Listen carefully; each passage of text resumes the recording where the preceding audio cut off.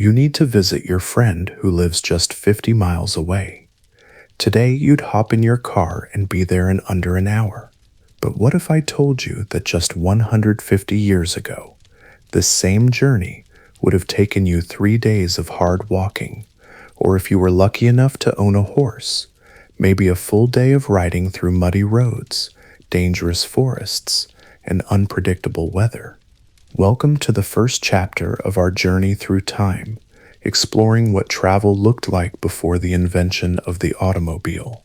I'm your host, and today we're stepping back thousands of years to understand how our ancestors moved across the world using nothing but their own 2 feet, the backs of animals, and an incredible amount of determination. Chapter 1: On Foot and Horseback.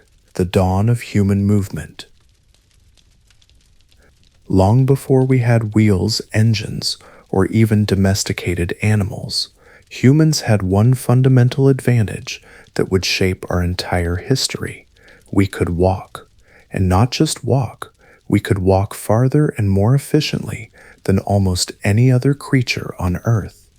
Our bipedal ancestors weren't the fastest runners, nor were they the strongest climbers, but they possessed something revolutionary: endurance. The human ability to walk continuously for hours, even days, while carrying tools and supplies, gave us the power to explore and populate every continent on Earth. Archaeological evidence suggests that early humans began their great migrations out of Africa around 70,000 to 100,000 years ago. These weren't casual strolls. They were epic journeys spanning thousands of miles, crossing deserts, mountains, and frozen landscapes. Imagine groups of hunter-gatherers walking from what is now Ethiopia all the way to Australia, a journey that would have taken generations to complete. The secret to our walking success lies in our unique anatomy. Our long legs, efficient hip structure, and ability to sweat profusely allowed us to practice what scientists call persistence hunting. We could literally chase prey animals to exhaustion, following them for hours until they collapsed from heat stroke while we remained cool and determined. But walking wasn't just about hunting, it was about trade, exploration, and cultural exchange. Long before there were roads or maps, human feet had worn paths across continents. These early trails would eventually become some of the world's most important trade routes. Let's talk about some of the most incredible walking routes in human history. The Silk Road, which we often think of as a trade route for caravans and merchants, actually began as a series of footpaths worn smooth by countless travelers over thousands of years. The Camino de Santiago in Spain, still walked by thousands of pilgrims today, has been in continuous use for over 1,000 years. Medieval pilgrims would walk for months from all corners of Europe to reach Santiago de Compostela, covering distances that would make modern ultramarathoners weep. In the Americas, the Inca created an incredible network of stone paths called the Capacan, stretching over 25,000 miles across some of the most challenging terrain on Earth. These weren't just trails, they were engineered walkways with steps carved into cliff faces, suspension bridges spanning deep gorges, and rest stations positioned exactly 1 day's walk apart. The most remarkable thing about these ancient walking routes, they were incredibly precise. Inca messengers, called chasquis, could relay messages across the entire empire in just days, running in relay teams along these mountain paths. They were so fast and efficient that Spanish conquistadors often found that news of their arrival had preceded them to every city they approached. But what was it actually like to be a long-distance walker in ancient times? Let's put ourselves in the worn leather boots of a medieval pilgrim or a Bronze Age trader. First, everything you needed had to be carried on your back or in your hands. There were no rolling suitcases, no lightweight camping gear, no energy bars. Your typical ancient traveler would carry a simple pack made of animal hide, containing basic tools, some dried food, a water container, and perhaps a change of clothes. Food was a constant concern. You couldn't just stop at a McDonald's or even a roadside inn. Travelers had to forage, hunt, or rely on the hospitality of strangers. Many ancient cultures developed strict codes of hospitality, specifically because travelers were so vulnerable. In ancient Greece, the concept of xenia, sacred hospitality towards strangers, wasn't just politeness, it was a matter of life and death for countless travelers. Water was even more critical than food. A human can survive weeks without food, but only days without water. Ancient travelers became experts at reading the landscape, knowing which plants indicated nearby water sources, how to collect dew for drinking, and which streams were safe to drink from. Navigation was an art form that required intimate knowledge of the natural world. Before compasses and GPS, travelers navigated by the stars, the sun's position, wind patterns, animal migration routes, and even the smell of the air. Polynesian navigators could find tiny islands in the vast Pacific Ocean using nothing but their understanding of ocean swells, cloud formations, and bird flight patterns. Ancient travel was completely at the mercy of weather and seasons. There was no heating, no air conditioning, no weather forecasts, and certainly no ability to just power through a blizzard in a heated car. Most long-distance travel happened during specific seasons. In Northern Europe, travelers would set out in late spring after the snow melted, but before the autumn rains turned roads into impassable mud bogs. In desert regions, travel happened during cooler months, often at night to avoid the deadly heat of midday sun. Winter travel was extremely dangerous. Medieval chroniclers are full of stories about entire groups of travelers found frozen to death come spring, caught by unexpected early snowstorms. The phrase snowed in had literal life or death implications for ancient travelers. Rain was perhaps even more challenging than snow. Modern people don't realize how devastating rain could be for foot travelers. Leather shoes would dissolve, clothes would become waterlogged and impossibly heavy, and trails would turn into rivers of mud. Many ancient paths had elaborate drainage systems and raised walkways specifically to deal with rain. Walking in ancient times was rarely a solitary activity. Safety lay in numbers, so travelers would form groups, sometimes growing into small communities, moving together across the landscape. These traveling groups developed their own social hierarchies, rules, and traditions. Merchant caravans might include dozens of people, the merchants themselves, guards, servants, guides, cooks, and various hangers-on looking for safe passage. These groups were like mobile villages with their own internal politics, romance, conflicts, and celebrations.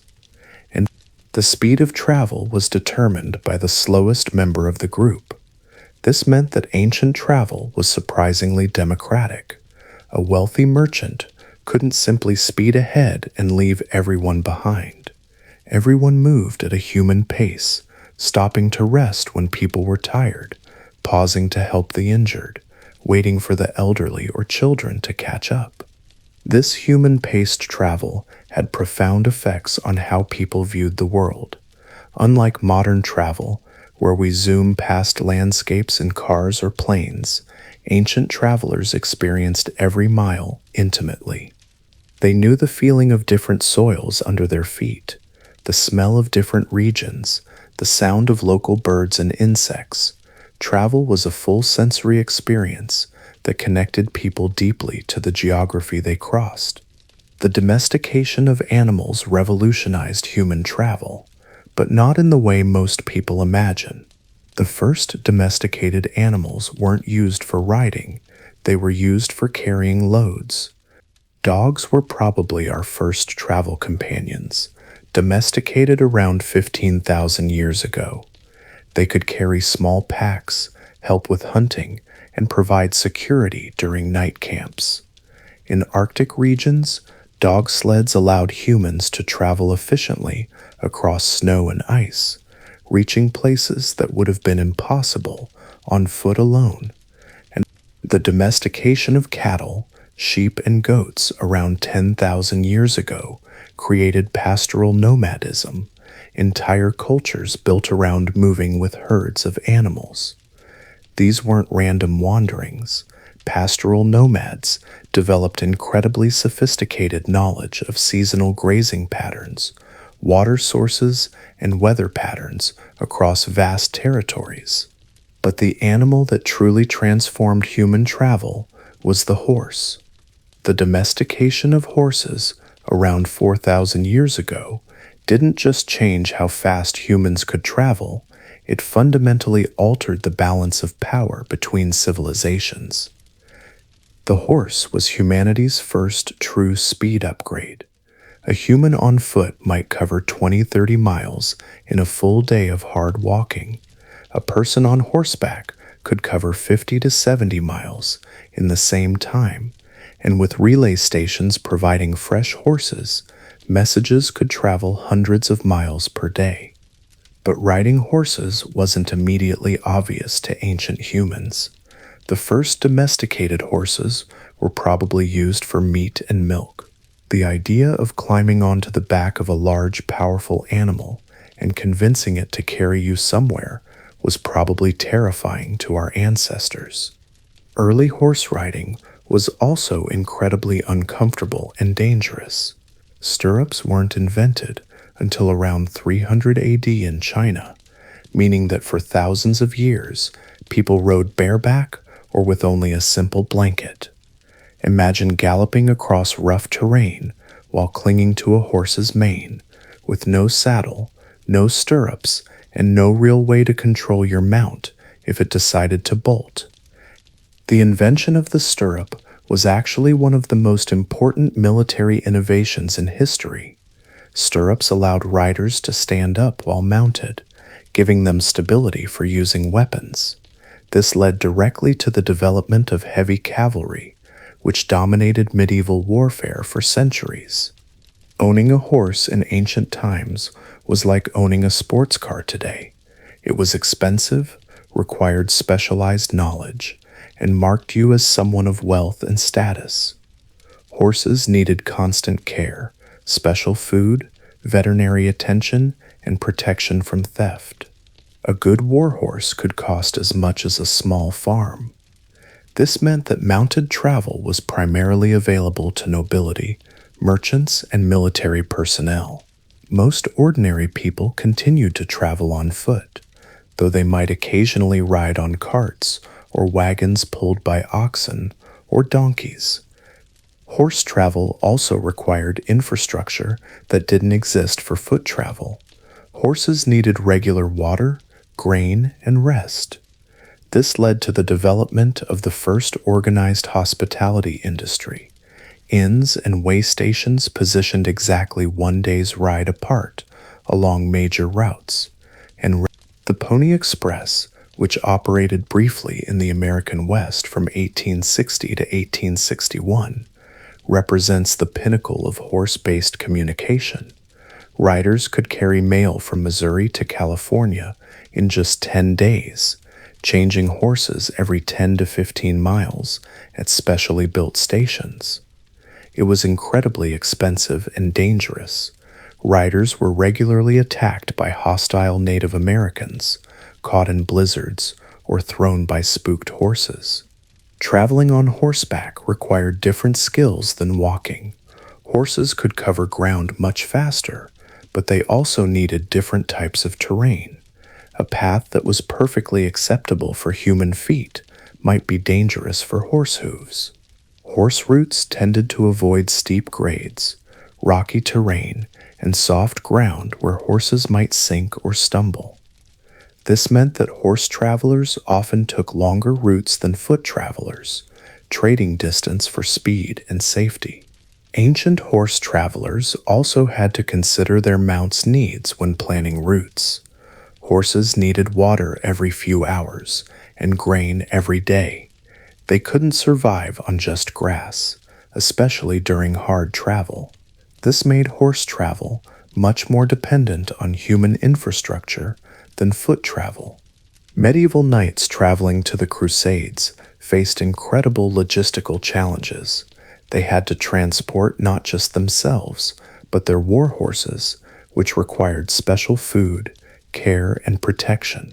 Many crusading armies spent more effort feeding their horses than feeding their soldiers. And whether on foot or horseback, ancient travel was incredibly dangerous in ways that modern people can barely imagine. Death was a constant possibility, and not just from obvious threats like wild animals or human bandits. Disease was probably the biggest killer of ancient travelers. When people from different regions came together, they brought diseases that others had no immunity to. The Black Death spread along trade routes, carried by merchants and pilgrims who had no idea they were transporting one of history's deadliest pandemics. Getting lost was another major threat. There were no detailed maps, no GPS, no cell phones to call for help.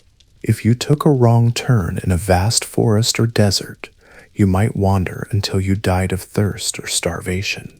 Ancient literature is full of stories about travelers who were found years later, their bones scattered along forgotten paths. Wild animals posed a very real threat that modern travelers never face.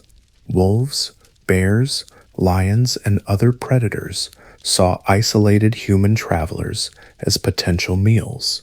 Ancient travelers often carried spears, bows, or swords, not for fighting other humans, but for defending themselves against hungry animals. Human bandits were equally dangerous. Lonely roads through forests or mountains were perfect places for robbers to attack travelers. Medieval records show that highway robbery was so common that traveling alone was considered almost suicidal. Weather could kill just as effectively as any bandit. Ancient travelers had no weather forecasts, no emergency shelters, no rescue services. A sudden blizzard, flash flood, or heat wave could trap travelers in the open with no protection. Ancient travel was incredibly expensive, not just in money, but in time and risk. A journey that we might make casually in a few hours could represent months of planning and years of savings for an ancient person. Most people in ancient times never traveled more than a few miles from where they were born. The vast majority lived their entire lives within walking distance of their birthplace, knowing only the landscape, customs, and people of their immediate area. Long-distance travel was primarily the domain of three groups: merchants, soldiers, and religious pilgrims. Each group had different motivations and traveled differently. Merchants traveled for profit, carrying valuable goods that could be sold at distant markets.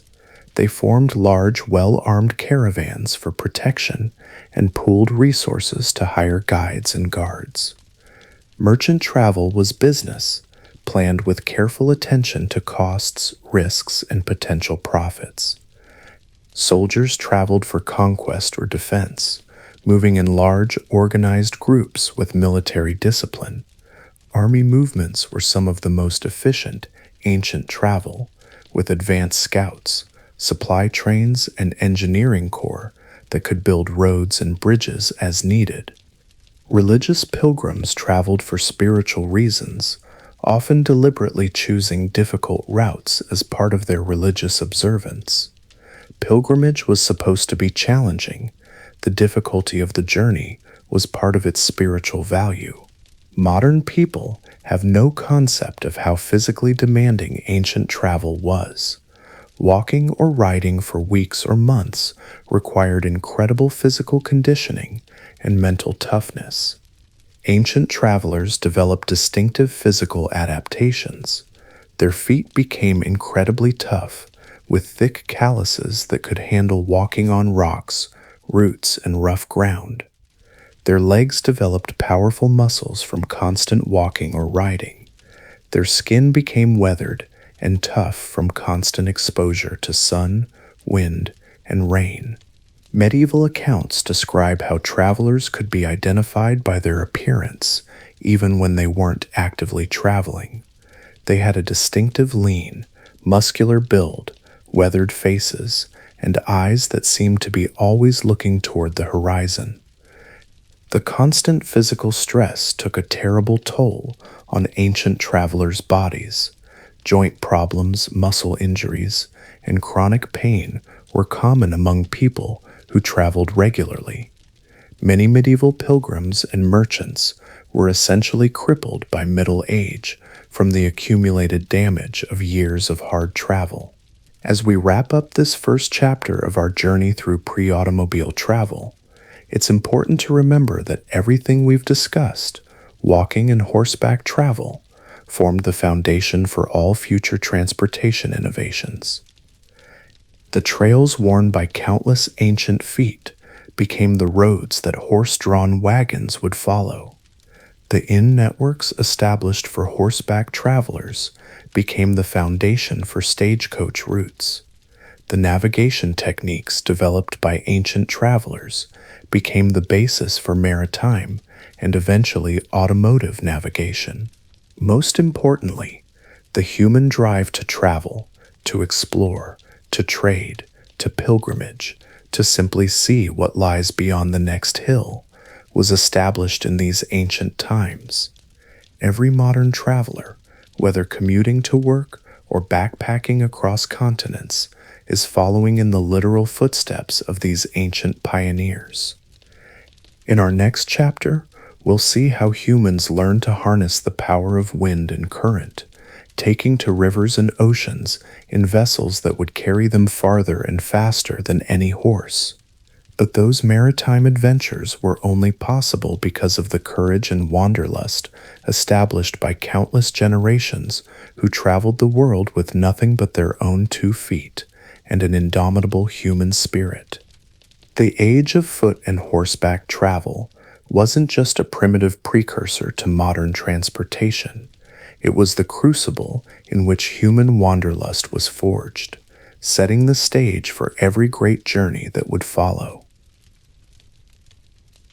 Chapter 2: Ships, Rivers, and the Maritime Revolution. Welcome back to our journey through the history of travel before the automobile.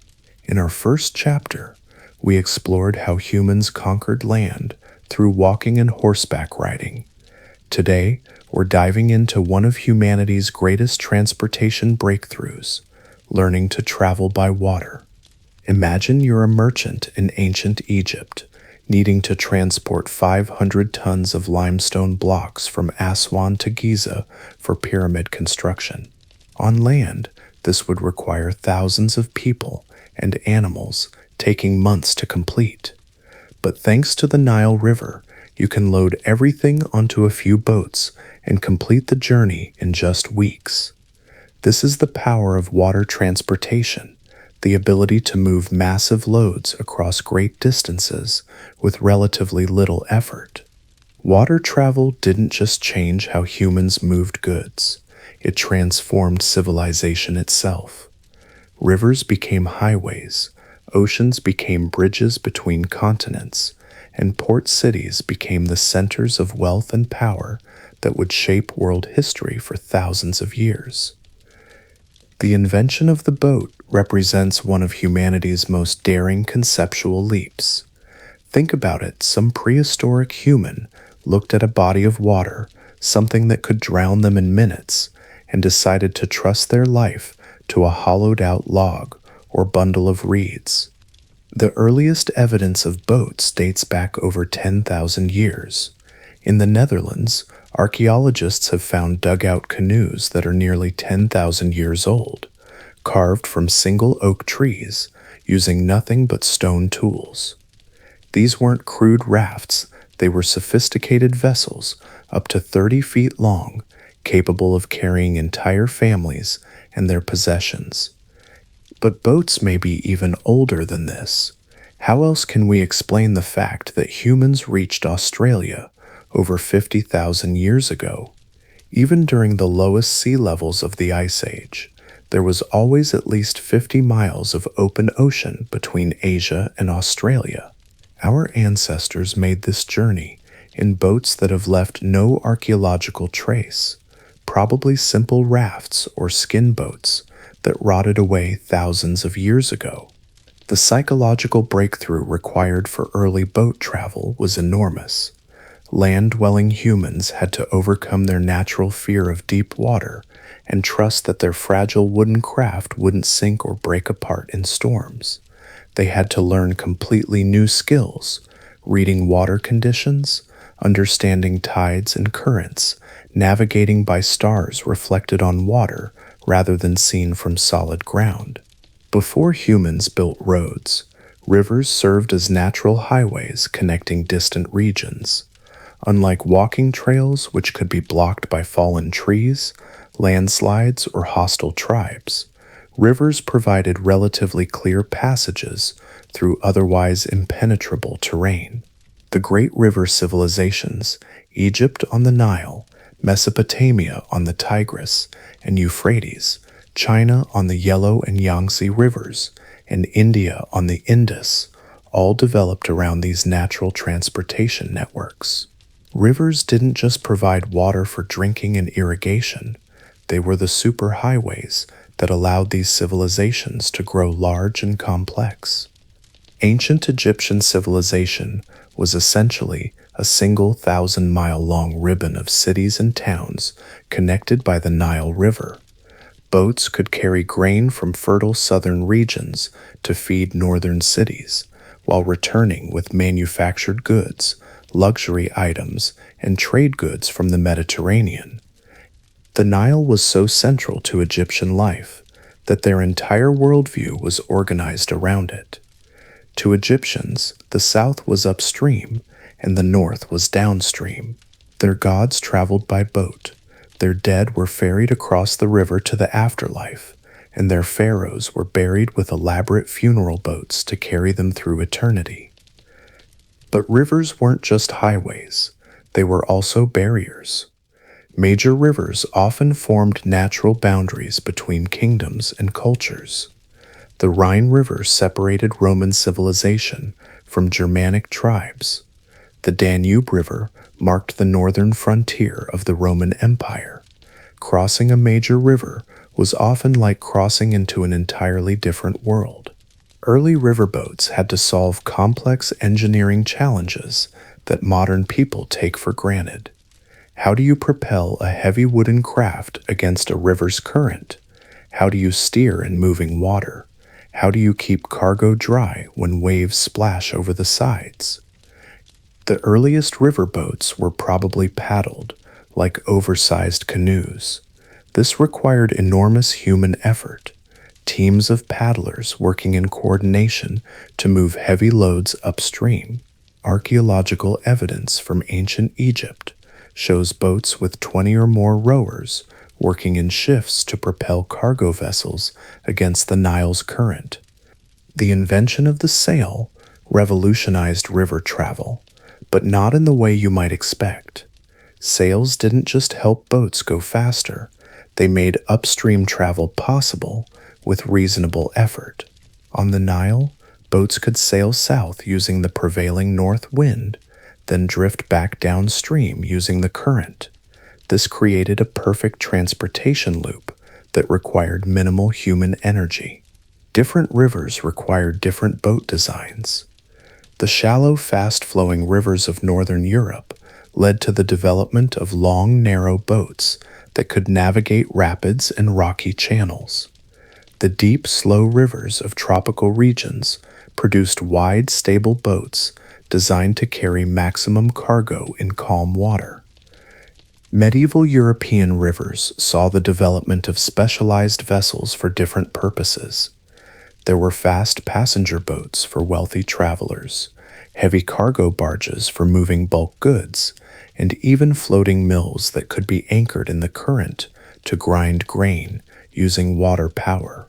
If river travel was humanity's first highway system, ocean travel was our first space program, a leap into an alien environment that required completely new technologies, navigation methods, and ways of thinking about the world. The ocean presented challenges that no river traveler had ever faced. Rivers flow in predictable directions, have visible banks for reference, and offer regular opportunities to land for food and water. Oceans are vast, featureless expanses where you can sail for days without seeing land, where storms can appear without warning, and where a navigation error of just a few degrees can leave you hundreds of miles off course. Early ocean travelers had to solve the fundamental problem of navigation without landmarks. They learned to read the stars, not just as individual points of light, but as a complex, ever-changing map that revealed their position and direction. Polynesian navigators could determine their location within a few miles using nothing but star positions, wave patterns, and cloud formations. The psychological challenge of ocean travel was even greater than the technical challenge. Sailors had to maintain their sanity during weeks or months at sea, surrounded by nothing but water and sky. They developed elaborate rituals, superstitions, and social structures to cope with the stress of isolation and constant danger. Early ocean vessels were masterpieces of practical engineering.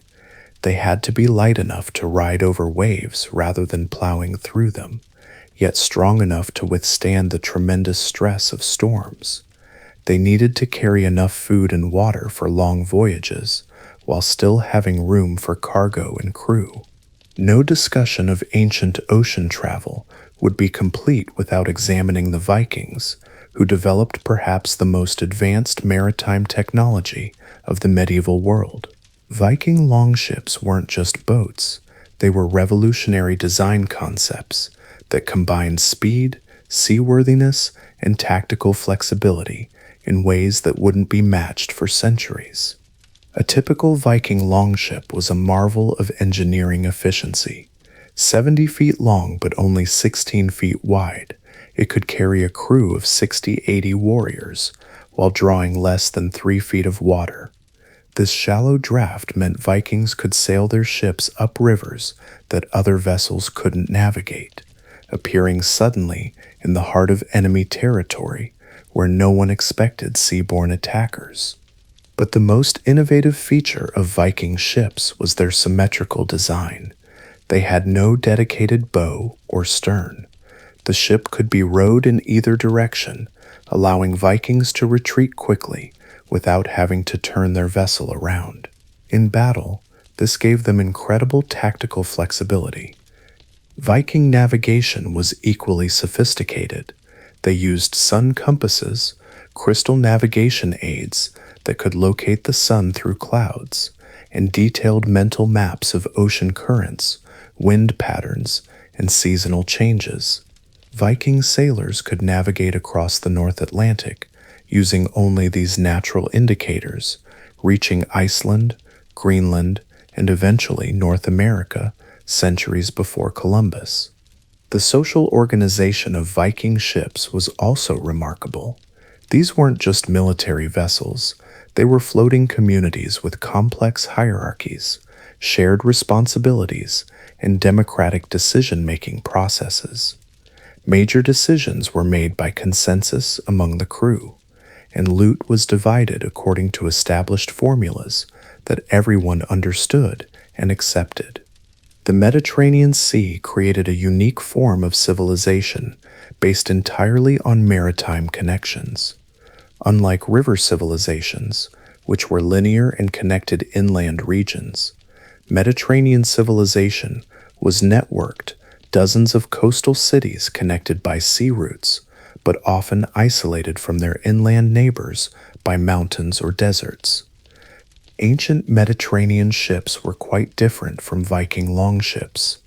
Mediterranean vessels were designed for cargo capacity rather than speed or shallow water operation.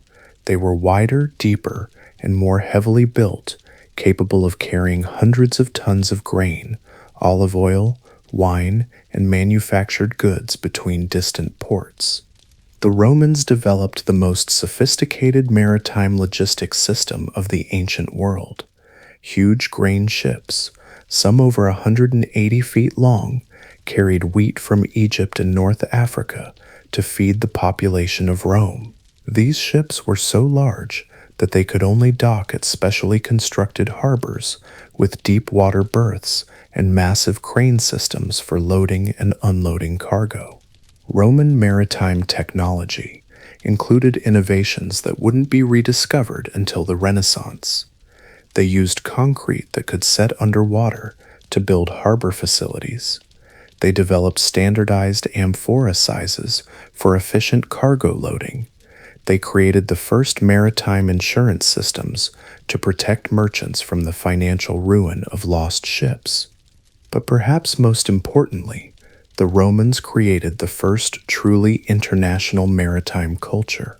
A Roman merchant ship might have a crew that included Greeks, Phoenicians, Egyptians, and Nubians, carrying cargo owned by Syrian traders, heading for ports controlled by Roman governors, but populated by local peoples, maintaining their own customs and languages. Living aboard a ship for weeks or months was an experience that modern travelers can barely imagine. Space was incredibly limited. Even on large vessels, each crew member might have less personal space than a modern airline seat. Privacy was non-existent, personal hygiene was nearly impossible, and the constant motion of the ship made even simple tasks like eating or sleeping challenging. Food preservation was a constant concern. Ships carried hardtack, rock-hard biscuits, salted meat, dried fish, and whatever fresh water they could store in barrels. Fresh fruits and vegetables were impossible on long voyages, leading to scurvy and other nutritional diseases that could kill entire crews. Water was often more valuable than cargo. Fresh water had to be stored in wooden barrels, where it quickly became stagnant and contaminated. Sailors often preferred beer or wine, which kept better than water and provided some calories along with hydration. The phrase "water, water everywhere, but not a drop to drink" perfectly captured the irony of being surrounded by water while dying of thirst. Weather was an ever-present threat that could destroy even the largest, best-built ships. Ancient sailors had no weather forecasting, no radio communication, and no rescue services. When a storm hit, they were entirely dependent on their skill, their ship's construction, and luck. Pirates were another constant danger. Just as highway robbers preyed on land travelers, pirates attacked merchant ships throughout the ancient world. The Mediterranean, Caribbean, and South China Sea were particularly notorious for piracy, with entire fleets of pirate vessels that could overwhelm even well-armed merchant ships. Ancient maritime navigation was one of humanity's most sophisticated intellectual achievements. Without compasses, GPS, or detailed charts, sailors had to determine their position and course using only their observations of natural phenomena. Stellar navigation was the foundation of ancient seamanship. Sailors learned to identify hundreds of stars and understand their seasonal movements. The North Star provided a fixed reference point for determining direction, while other stars could indicate both direction and approximate latitude. But stars were only visible at night and in clear weather. During the day, sailors used the sun's position, modified by their knowledge of the date and season. They developed sophisticated sun compasses and shadow boards that could determine direction even when the sun was obscured by clouds. Experienced navigators also read the water itself for clues about their location. Different types of waves indicated proximity to land, prevailing wind directions, or underwater obstacles. The color of the water revealed depth and bottom composition. Even the behavior of seabirds provided navigation information. Certain species never ventured far from land, while others indicated specific types of coastal terrain. Polynesian navigators developed perhaps the most sophisticated traditional navigation system in the world. They could determine their position by reading the intersection patterns of ocean swells, the way waves from different directions combined and interfered with each other. This wave compass allowed them to navigate across thousands of miles of open ocean with remarkable accuracy. Water transportation revolutionized ancient economics by making long-distance trade economically viable. A single large ship could carry more cargo than hundreds of pack animals, and water travel was much cheaper than land transport for heavy or bulky goods. This economic advantage led to the development of specialized trading cities that served as intermediaries between different regions.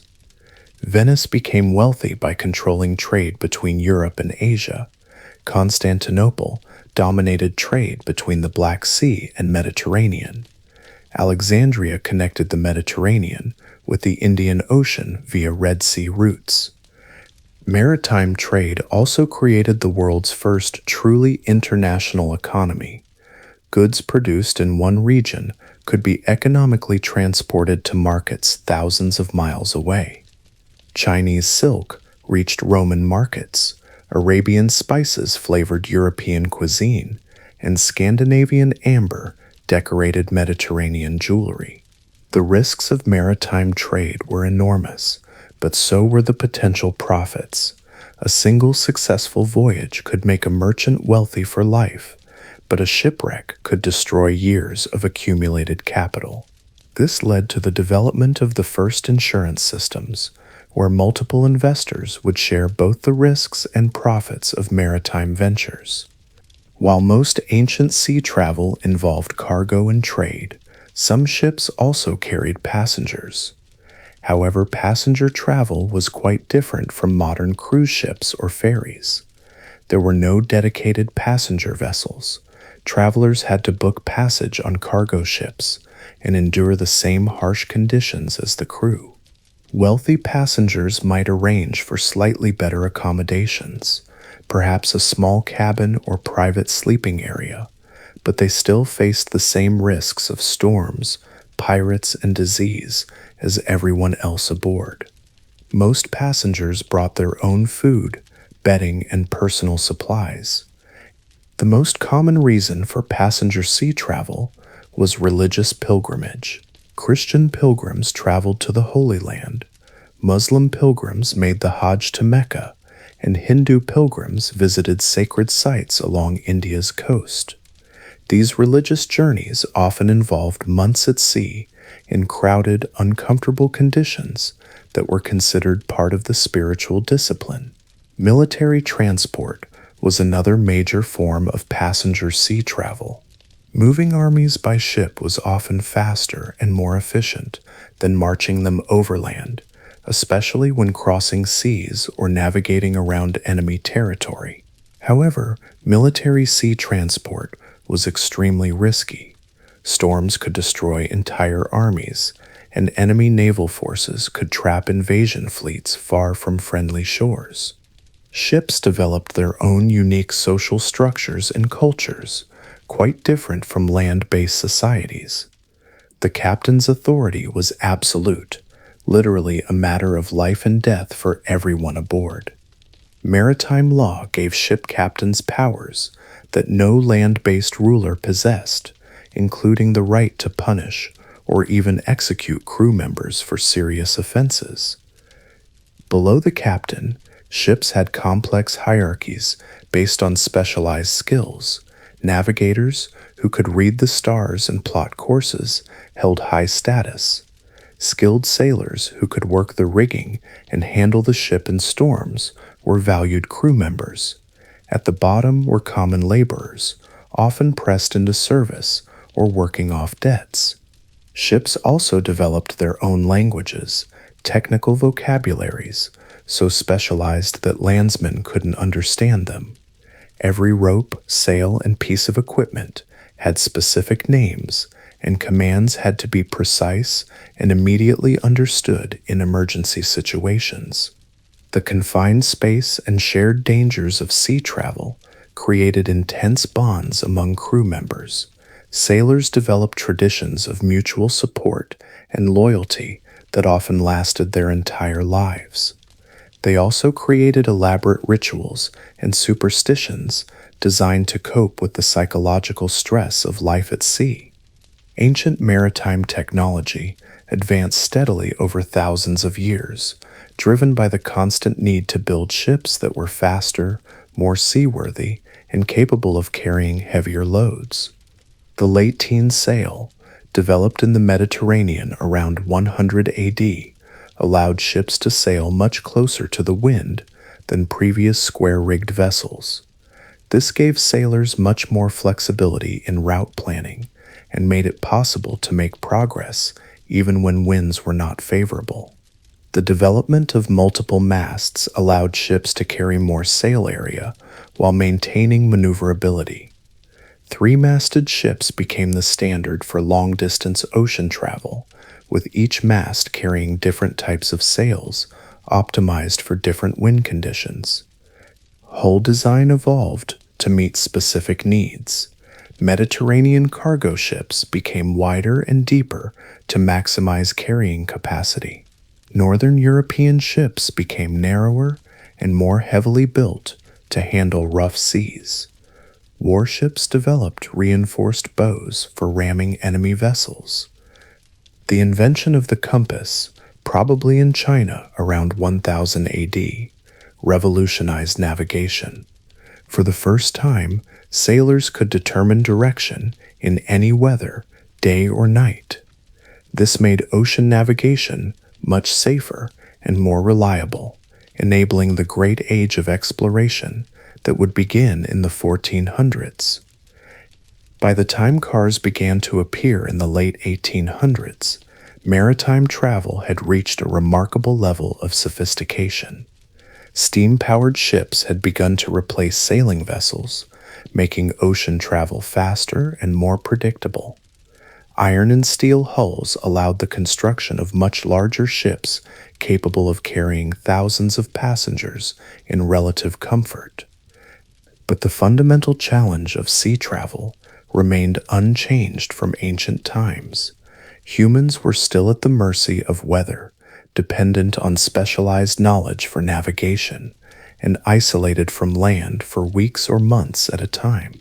The invention of radio communication and weather forecasting would soon change this, but throughout most of human history, maritime travel required the same courage, skill, and determination that had characterized seafaring since the first human climbed aboard a hollow log and pushed off into deep water.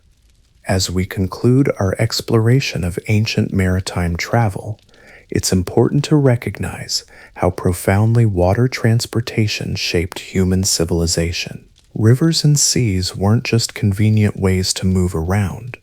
They were the arteries that carried goods, ideas, technologies, and people between distant regions, creating the interconnected world that we take for granted today.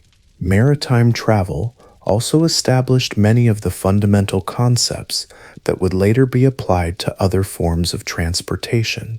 The idea of scheduled routes, professional transportation services, international regulations, and standardized safety procedures all originated in the maritime world. Perhaps most importantly, sea travel taught humans that distance was not an insurmountable barrier. If you could cross an ocean, you could reach any destination on Earth. It was just a matter of time, resources, and determination. This mindset would prove crucial when humans began to develop faster forms of land transportation. In our next chapter, we'll return to land to explore how humans learned to harness animal power more effectively, creating the great age of horse-drawn vehicles that would dominate transportation until the invention of the automobile. From simple carts to elaborate stagecoaches, we'll discover how wheels and animal power combined to create the first truly efficient overland transportation systems. Chapter 3: Wheels, Wagons, and the Age of Horse-Drawn Vehicle. Welcome back to our journey through the history of pre-automobile travel. We've walked with ancient pilgrims, sailed with Viking explorers, and navigated rivers with Egyptian merchants. Now we're returning to land to explore one of humanity's most revolutionary inventions, the wheel. Picture yourself as a medieval merchant in 1400 AD, planning a journey from London to Edinburgh, about 400 miles through often hostile territory. You have three options: walk for 3 weeks carrying everything on your back, ride a horse and reach your destination in a week, but carry minimal cargo, or load your goods into a horse-drawn wagon and complete the journey in 10 days with 10 times more cargo than you could carry on horseback. This is the power of the wheel, not just to make travel faster, but to make it more efficient, more comfortable, and more economically viable. The development of wheeled vehicles represents humanity's first major breakthrough in mechanical transportation, setting the stage for everything from chariots to stagecoaches to the automobiles that would eventually replace them. Modern people take wheels so completely for granted that we forget how conceptually brilliant their invention was. A wheel isn't just a round object, it's a sophisticated machine that converts the difficult motion of dragging a heavy load across rough ground into the much easier motion of rolling. The wheel was invented around 3500 BC in Mesopotamia, but not for transportation. The earliest wheels were potter's wheels, used for shaping clay vessels. It took another few hundred years for someone to realize that this spinning disc could be used to move heavy objects more easily. The first wheeled vehicles were simple wooden platforms with solid wooden wheels pulled by oxen. These weren't fast or comfortable, but they could move loads that would have been impossible to transport any other way. A single ox-drawn cart could carry as much cargo as 20 people could carry on their backs. But the wheel alone wasn't enough. It required the simultaneous development of several other technologies. You needed axles that could rotate smoothly without binding up. You needed bearings to reduce friction between moving parts. You needed draft animals strong enough to pull heavy loads. Most importantly, you needed relatively smooth, level surfaces to roll on. This last requirement explains why wheeled vehicles developed slowly in many parts of the world. In mountainous, forested, or desert regions, wheels weren't much advantage over pack animals or human porters. It's not that these societies couldn't build wheels. They chose not to because wheels weren't practical for their terrain and travel needs. The development of wheel technology over thousands of years shows human ingenuity at its finest. Each improvement solved specific problems while creating new possibilities for travel and transportation. The earliest solid wooden wheels were incredibly heavy and prone to cracking. They also provided a very rough ride, since they couldn't absorb shock from bumps and holes in the road. But they were simple to make and maintain with basic tools. Around 2000 BC, someone invented the spoked wheel, one of the most elegant solutions in the history of engineering. By removing most of the wood from the wheel and connecting the rim to the hub with thin spokes, Wheelwrights created wheels that were lighter, stronger, and more flexible than solid wheels. Spoked wheels could bend slightly to absorb shocks, making rides smoother and reducing stress on the wheel itself. The development of metal rims around 1000 BC was another major breakthrough. Iron or bronze rims protected wooden wheels from wear and damage, dramatically extending their lifespan. Metal rims also provided better traction and could be repaired by blacksmiths in any town or village. The invention of the pneumatic tire in 1845 represents the culmination of wheel technology before the automobile age. Rubber tires filled with air provided cushioning that made even rough roads tolerable, while also improving traction and reducing rolling resistance. Wheels were useless without something to pull them, and this led to one of humanity's most important relationships, the partnership between humans and draft animals.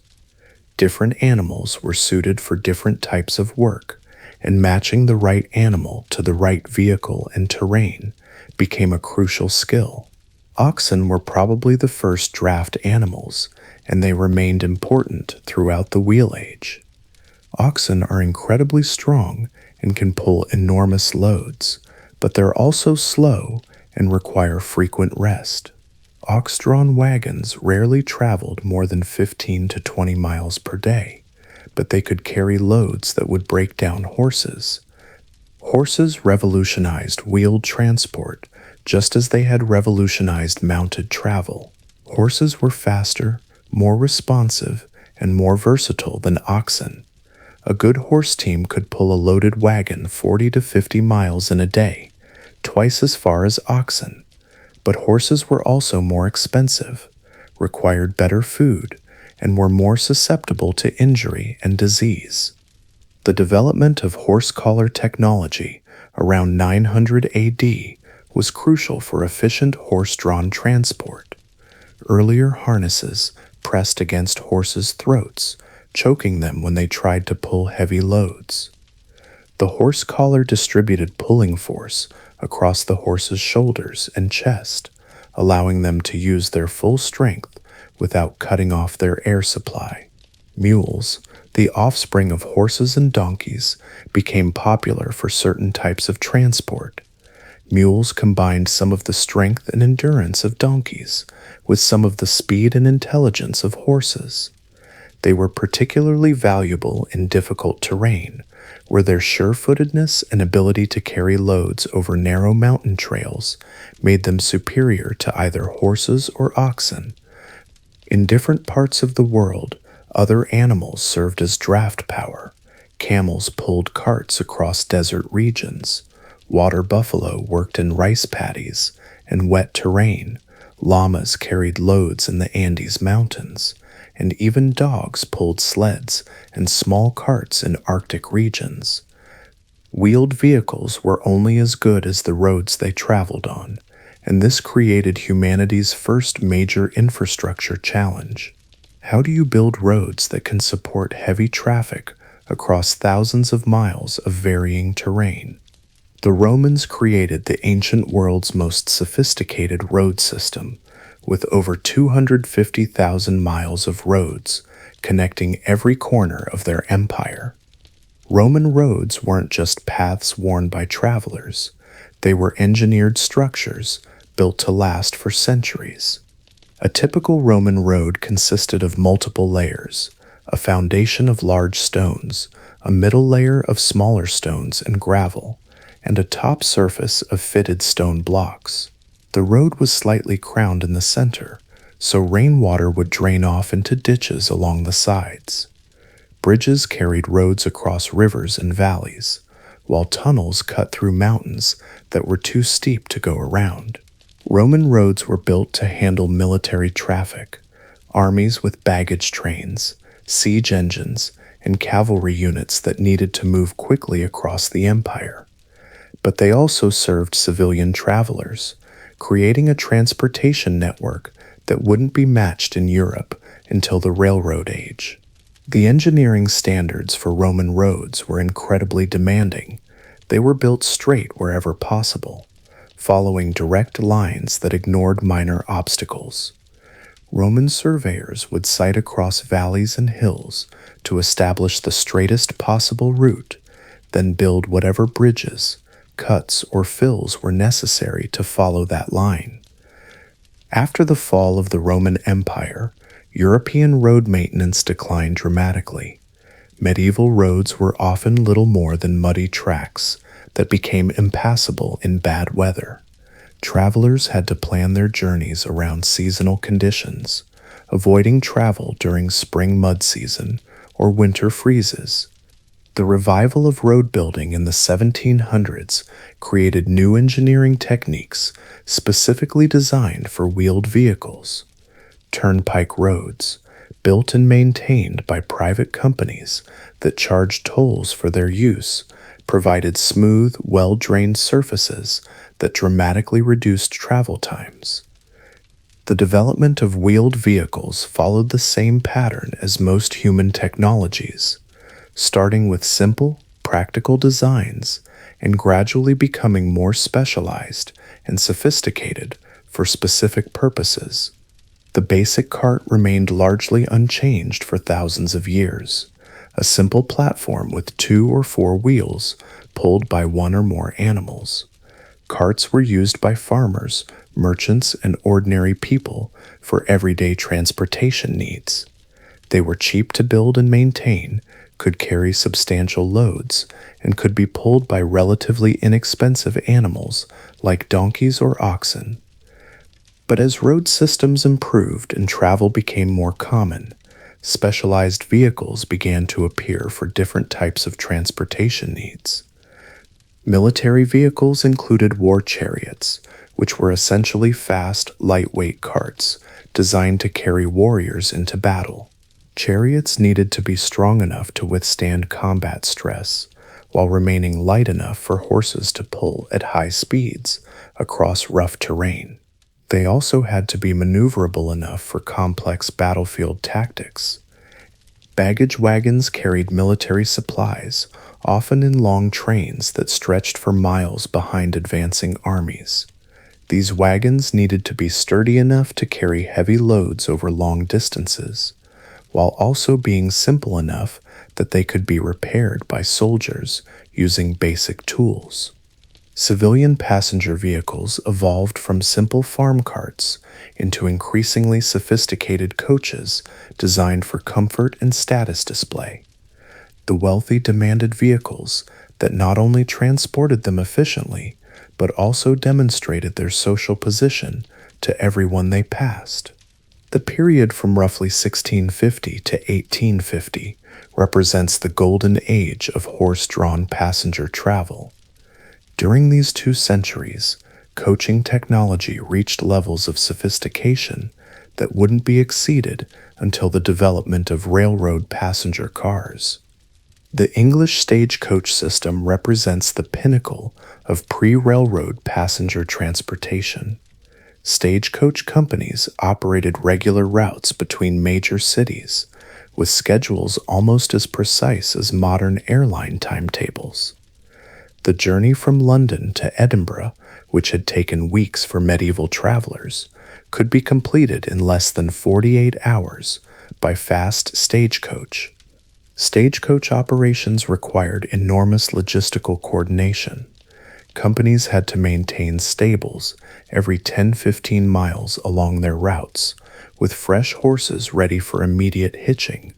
They needed skilled drivers who could handle 6-horse teams at high speeds on dangerous roads. They required mechanics who could repair broken wheels, harnesses, and springs in roadside emergencies. The vehicles themselves were marvels of pre-industrial engineering. A high-quality stagecoach was built like a luxury car today, with hand-fitted joints, custom upholstery, and precision metalwork. The best coaches used advanced suspension systems with leather straps and steel springs that provided remarkably smooth rides, even on rough roads. Coaching also created the first standardized passenger travel experience. Stagecoach companies published schedules, sold tickets in advance, and operated according to published rules about luggage, meal stops, and passenger behavior. Travelers could book passage from one city to another with confidence that they would arrive on a predictable schedule. The social world of stagecoach travel was complex and fascinating. Inside a coach, passengers from different social classes were forced together for hours or days, creating a temporary democratic space where normal social barriers were somewhat relaxed. Outside, on top of the coach, working-class passengers rode for lower fares, but had to endure weather and road dust. Traveling by stagecoach was an adventure that modern people can barely imagine. A typical journey involved being confined in a small bouncing box with several strangers for 16 hours per day, stopping only for brief meals and changes of horses. The inside of a stagecoach was cramped and uncomfortable. 6 or 8 passengers sat facing each other on hard benches, with their knees almost touching. There was no climate control, limited ventilation, and no bathroom facilities. Personal space was non-existent, and passengers had to develop elaborate codes of etiquette to maintain civility in such close quarters. Motion sickness was a constant problem. The combination of bouncing, swaying, and jolting from rough roads made many passengers violently ill. Coaches were equipped with leather curtains that could be drawn across the windows, but this cut off fresh air and made motion sickness even worse. Road conditions varied dramatically depending on weather, season, and local maintenance. In good conditions, a coach might maintain speeds of 8 to 10 miles per hour for hours at a time. In bad conditions, mud, snow, or steep grades, passengers might have to get out and walk while the coach struggled through difficult terrain. Accidents were common and often serious. Coaches could overturn on sharp curves, break wheels on rough roads, or lose control when horses spooked or bolted. Passengers were sometimes killed or seriously injured in coaching accidents, and most experienced travelers had stories of narrow escapes from disaster. Weather was an ever-present concern. Coaches had minimal weather protection, and passengers had to endure whatever conditions they encountered. Winter travel was particularly miserable, with passengers wrapping themselves in multiple layers of clothing and blankets while still facing the risk of frostbite during long exposure to cold. The horse-drawn transportation industry was one of the largest economic sectors in pre-automobile society. In major cities, horses and horse-drawn vehicles employed thousands of people and represented millions of dollars in invested capital. A single stagecoach company might own hundreds of horses, dozens of coaches, and employ hundreds of people as drivers, guards, stablemen, mechanics, and clerks. The London-Brighton stagecoach route, just 50 miles long, required over 400 horses to maintain daily service with multiple coaches. Urban transportation was dominated by horse-drawn vehicles well into the 1900s. Cities had fleets of hackney carriages, the ancestors of modern taxis, omnibuses for mass transit, and delivery wagons for commercial purposes. New York City in 1900 had over 100,000 horses working in transportation, producing 2.5 million pounds of manure every day. The cost of maintaining this horse-powered transportation system was enormous. Horses needed food, water, shelter, veterinary care, and regular replacement. A working horse might consume 20-30 pounds of hay and 10-15 pounds of grain every day, plus several gallons of water. In cities, the cost of feeding horses often exceeded the cost of feeding people. Horse mortality was also a significant expense. Urban working horses typically lived only 3 to 5 years before breaking down from overwork, poor conditions, and constant exposure to city pollution. Rural horses lived longer, but they still required replacement every 8 to 10 years under normal working conditions. The 2 centuries before the automobile saw remarkable innovations in vehicle design and construction. Each improvement addressed specific problems with comfort, safety, or efficiency. Suspension systems evolved from simple leather straps to sophisticated combinations of steel springs, shock absorbers, and flexible mountings that isolated passenger compartments from road vibrations. The best coaches by 1850 provided rides that were smoother than many automobile rides of 1910. Braking systems became increasingly sophisticated as vehicles became heavier and faster. Early carts had no brakes at all. They relied on the animals to control speed and stopping. Later vehicles added drag brakes that pressed wooden blocks against the wheels, while the most advanced coaches had complex brake systems that could be operated by the driver without leaving his seat. Steering mechanisms also improved dramatically. Early carts were steered entirely by controlling the draft animals. Later vehicles added front-wheel steering that allowed much more precise control, especially at higher speeds or in tight spaces. Weather protection evolved from simple canvas covers to elaborate enclosed passenger compartments with glass windows, ventilation systems, and even primitive heating arrangements. The finest coaches were essentially mobile rooms with upholstered seating, interior lighting, and storage compartments for passengers' belongings. Different regions developed distinct styles of wheeled vehicles adapted to local conditions, materials, and cultural preferences.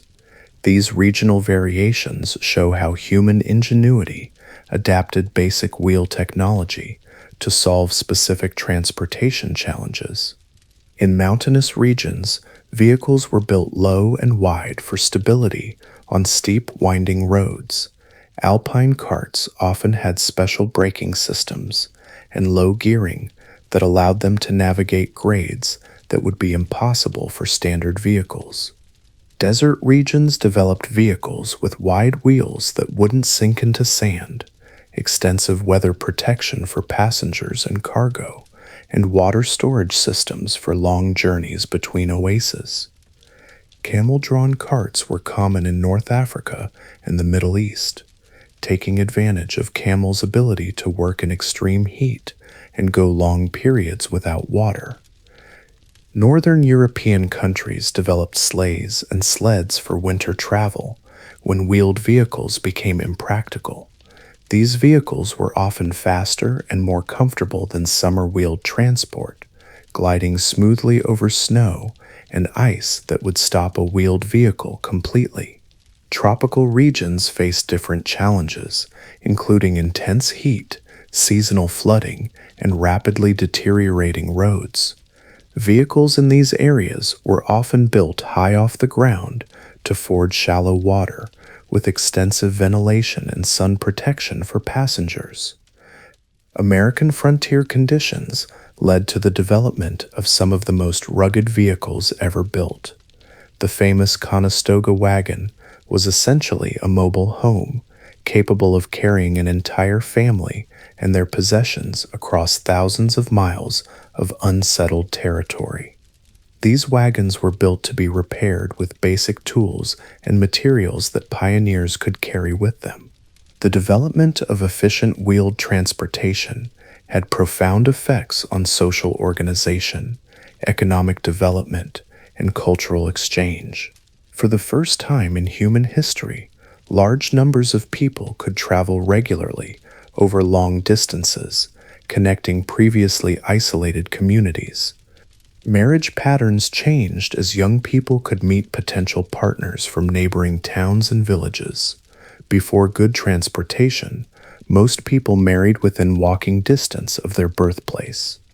Wheeled transportation expanded the geographic range of social relationships and family connections. Economic specialization increased as communities could trade efficiently with distant markets. A village might specialize in producing goods that could be sold profitably in cities dozens of miles away, while importing manufactured items that couldn't be produced locally. Cultural exchange accelerated as ideas, technologies, and artistic styles spread along transportation routes. Regional dialects began to merge as people from different areas came into regular contact. Fashion, music, and social customs spread much more rapidly than they had when communities were isolated. Education became more accessible as students could travel to distant schools and teachers could serve multiple communities. The first school buses were horse-drawn wagons that collected children from farms and brought them to centralized schools in towns. And religious and political movements could spread more rapidly as leaders could travel to address audiences across wide geographic areas. The spread of new ideas was no longer limited by how far a person could walk in a day. By the 1800s, large cities had developed complex transportation systems based entirely on horses and wheeled vehicles. These systems were remarkably sophisticated, with specialized vehicles for different purposes and elaborate infrastructure to support them. Omnibuses provided mass transit for ordinary citizens, following fixed routes and schedules, much like modern city buses. These vehicles could carry 12 to 20 passengers and operated frequent service on major streets. In London, omnibus companies competed fiercely for the most profitable routes, leading to innovations in vehicle design and service quality. Hackney carriages served the same function as modern taxis, providing on-demand transportation for individual passengers or small groups.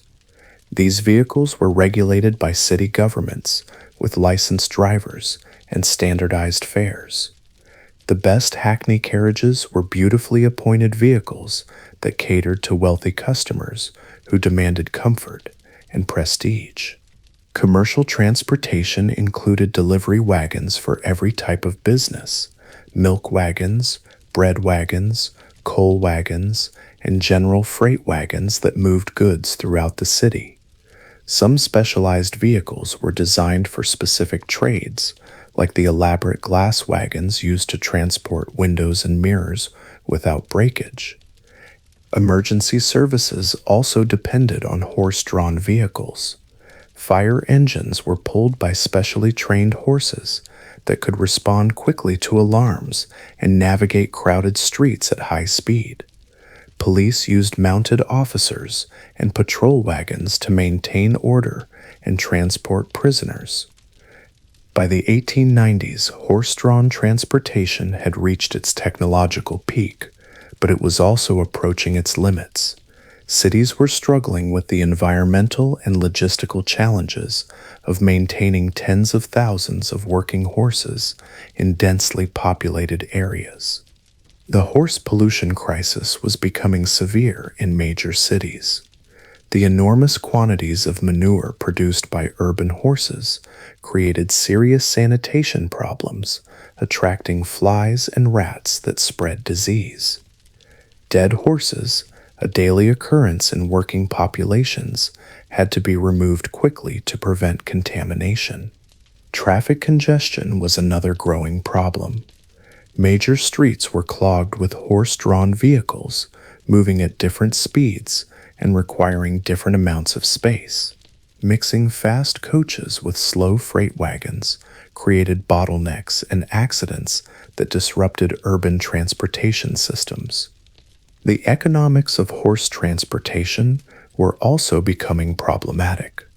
The cost of feeding and housing urban horses was rising faster than the revenue from transportation services.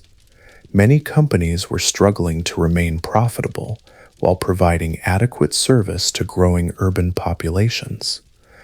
New technologies were beginning to offer alternatives to horsepower. Steam-powered vehicles had been experimental curiosities for decades, but they were becoming more practical and reliable. Electric streetcars were being installed in cities throughout the world, offering faster and cleaner urban transportation. As we conclude our exploration of the wheel age, it's important to recognize how thoroughly wheeled, horse-drawn transportation shaped the world that automobiles would inherit. The road systems, the infrastructure, the social expectations about travel, and even the basic legal frameworks for transportation were all established during the era of horse-drawn vehicles. The wheel age also established the fundamental principles that would guide all future transportation development: the importance of smooth, well-maintained infrastructure, the value of scheduled, reliable service, the need for specialized vehicles for different purposes, and the economic benefits of efficient long-distance transportation. Perhaps most importantly, the wheel age proved that mechanical devices could amplify human and animal power to achieve things that would be impossible through muscle power alone. This lesson would prove crucial when inventors began experimenting with steam, gasoline, and electric power as alternatives to horses. In our final chapter, we'll explore the transitional period of the late 1800s and early 1900s, when steam engines and early railroads began to challenge the dominance of horse-drawn transportation, setting the stage for the automotive revolution that would transform travel forever. The age of mechanical power was about to begin, building on the foundations laid by thousands of years of human ingenuity in moving people and goods across the landscape. Chapter 4: Steam, Steel, and the Railroad Revolution. Welcome to the final chapter of our journey through pre-automobile travel. We've walked ancient paths, sailed uncharted seas, and ridden in horse-drawn coaches across continents. Now we arrive at the threshold of the modern world, the age of steam and the revolutionary transportation technology that would bridge the gap between ancient travel and the automotive future, the railroad. Imagine you're a businessman in 1825, planning a trip from Liverpool to Manchester, about 35 miles through the English countryside. Your grandfather would have made this journey on horseback in a full day of hard riding. Your father might have taken a stagecoach, completing the trip in 6-8 hours depending on road conditions. But you're about to board something unprecedented in human history, a steam-powered train that will carry you between these cities in just 2 hours, traveling at the unimaginable speed of nearly 20 miles per hour. This isn't just a faster way to travel, it's a completely different relationship between humans and distance, time, and mechanical power. For the first time in history, people are moving faster than horses can run, and they're doing it not through animal power or wind power, but through the controlled explosion of steam generated by burning coal in a metal boiler. The railroad age, roughly from 1825 to 1920, represents the most dramatic transformation in human transportation since the invention of the wheel. It compressed distances, synchronized time zones, created modern industrial cities, and established the technological principles that would eventually lead to automobiles, airplanes, and every other form of mechanical transportation that followed. To understand the railroad revolution, we first need to understand the remarkable technology that made it possible, the steam engine. This wasn't just a new way to move vehicles, it was humanity's first successful attempt to harness the chemical energy stored in fossil fuels and convert it into mechanical motion. The basic principle of steam power is deceptively simple: burn fuel to heat water, use the expanding steam to push a piston, convert that linear motion into rotational motion through a connecting rod and crankshaft. But making this work reliably, safely, and efficiently required solving hundreds of engineering challenges that had never been attempted before. Early steam engines were massive, inefficient contraptions that consumed enormous amounts of fuel to produce relatively small amounts of power.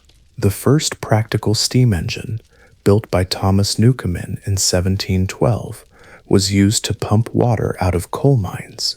It was far too heavy and fuel-hungry to power a moving vehicle. James Watt's improvements to the steam engine in the 1760s and 1770s made steam power practical for transportation. Watt's engine was more efficient, more reliable, and much more compact than earlier designs. But even Watt's engines were still too heavy for road vehicles. They needed the smooth, level rails of a railroad to function effectively. The genius of early railroad engineers was recognizing that steam engines didn't need to be light enough for roads if you could build special roads designed specifically for steam-powered vehicles. Railroad tracks eliminated most of the friction and irregularities that made steam-powered road vehicles impractical. Railroads didn't appear suddenly. They evolved gradually from much older technologies used in mining operations. For centuries, miners had used wooden rails to guide carts full of coal or ore from underground workings to the surface. These early railways were powered by gravity, horses, or human muscle. The breakthrough came when engineers realized that steam engines could replace horses for pulling these mining carts. The first successful steam locomotive, built by Richard Trevithick in 1804, was designed to haul coal carts at an ironworks in Wales. It could pull 10 tons of iron and 70 passengers at the breathtaking speed of 5 miles per hour. But Trevithick's locomotive revealed a fundamental problem. It was too heavy for the cast iron rails of the time. The rails kept breaking under the locomotive's weight, making the system unreliable and dangerous. It took another 20 years of experimentation to develop rails strong enough to support steam locomotives reliably. The Stockton and Darlington Railway, opened in 1825, is generally considered the world's first successful passenger railway. But even this pioneering line was primarily designed for hauling coal. Passenger service was almost an afterthought. The railway used horses for most passenger trains, with steam locomotives reserved for heavy freight. The real breakthrough came with the Liverpool and Manchester Railway, opened in 1830. This was the first railroad designed specifically for passenger service, with steam locomotives pulling specially built passenger cars on a regular schedule between two major cities.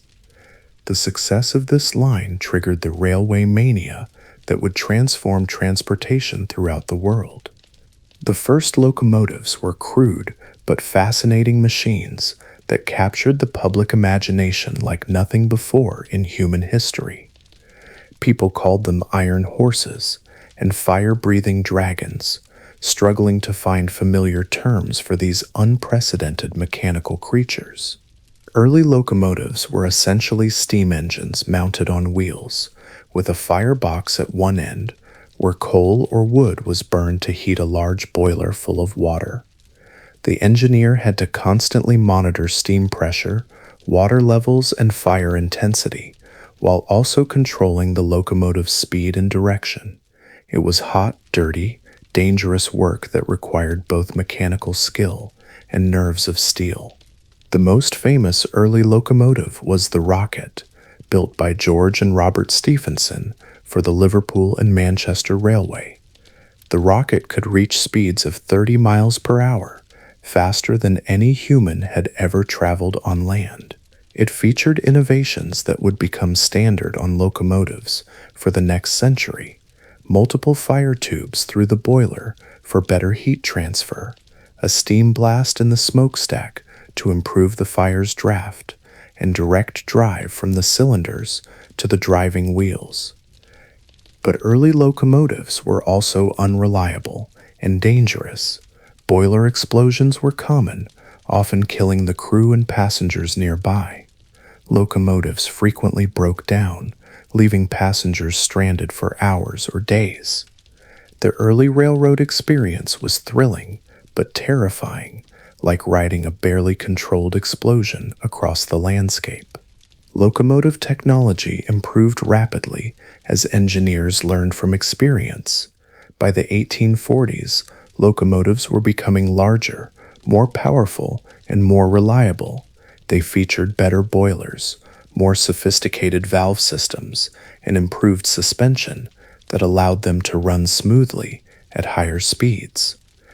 Railroads required infrastructure on a scale that dwarfed anything humans had previously attempted. Building a railroad meant cutting through mountains, bridging rivers, filling valleys, and creating perfectly level, straight lines across hundreds of miles of varied terrain. Railroad surveying was one of the most challenging engineering tasks of the 19th century. Surveyors had to plot routes that minimized grades, steep slopes that locomotives couldn't climb, while also avoiding excessive curves, which limited train speeds, and major obstacles like mountain ranges or wide rivers. The tolerances required for railroad construction were incredibly precise. Track had to be laid with gauge, the distance between rails, accurate to within fractions of an inch across hundreds of miles. Small variations in gauge could cause derailments or prevent trains from different railroad companies from using each other's tracks. Railroad bridges represented some of the most ambitious engineering projects of their era.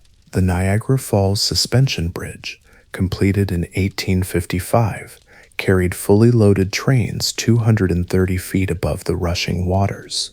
The Forth Bridge in Scotland, opened in 1890, used 50,000 tons of steel to span nearly 2 miles of water. These bridges weren't just functional, they were monuments to human engineering capability. Tunneling through mountains required techniques that wouldn't be perfected until the 20th century.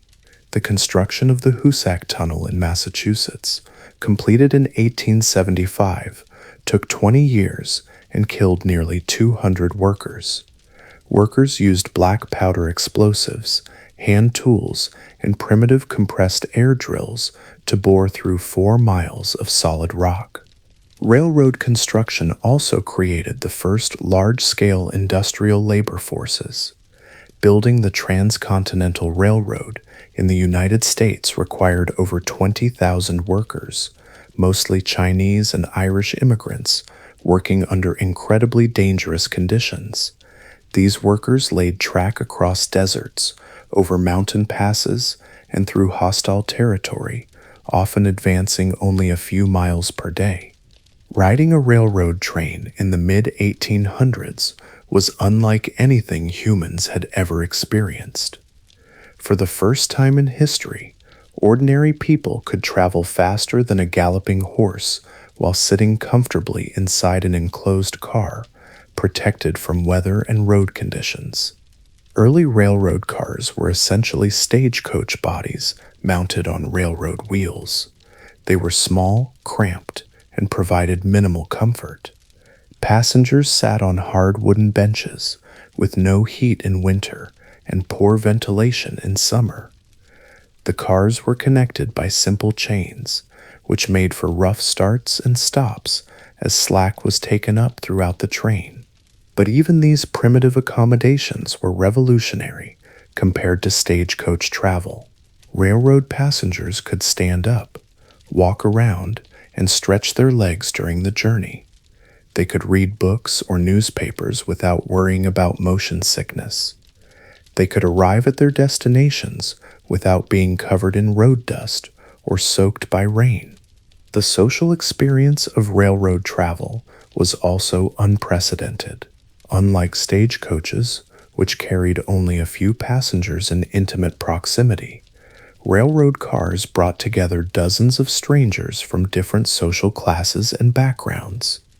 This created new social situations that required new forms of etiquette and behavior. Railroad schedules imposed a new relationship between humans and time.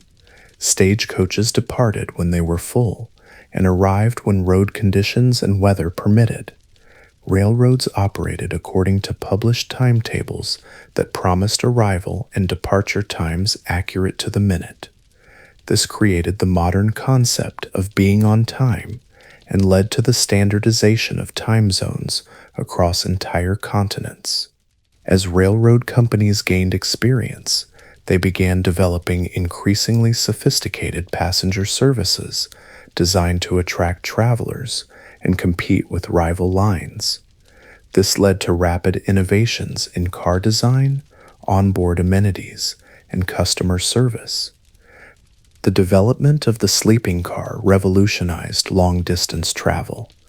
George Pullman's first sleeping car, introduced in 1859, featured berths that could be converted from daytime seating into nighttime beds. Passengers could travel overnight in relative comfort, arriving refreshed at distant destinations. This made transcontinental travel practical for ordinary people, not just the wealthy who could afford extended stopovers in hotels. Dining cars appeared in the 1860s, allowing passengers to enjoy full meals while traveling at high speeds across the countryside. These mobile restaurants featured skilled chefs, elegant table service, and menus that rivaled the best hotels of the era. Eating dinner while watching the landscape rush by at 50 miles per hour became one of the signature experiences of railroad travel. Pullman Palace cars, introduced in the 1870s, brought luxury accommodations to railroad travel. These cars featured plush upholstery, electric lighting, individual compartments with private wash basins, and elaborate decorative details that rivaled the finest hotels. Traveling in a Pullman car was a status symbol that demonstrated wealth and sophistication. Different classes of service allowed railroads to serve passengers with varying budgets and expectations. First-class passengers enjoyed the finest accommodations, with private compartments, exclusive dining cars, and priority boarding. Second-class passengers traveled in simpler but still comfortable cars with basic amenities. Third-class passengers rode in basic cars with minimal comfort but still enjoyed the speed and convenience of railroad travel. While passenger service captured public attention, freight transportation was the economic foundation of the railroad industry. Railroads could move goods faster, cheaper, and more reliably than any previous transportation method, transforming industrial production and distribution. A single freight train could carry as much cargo as hundreds of horse-drawn wagons, completing the journey in a fraction of the time and at a much lower cost per ton.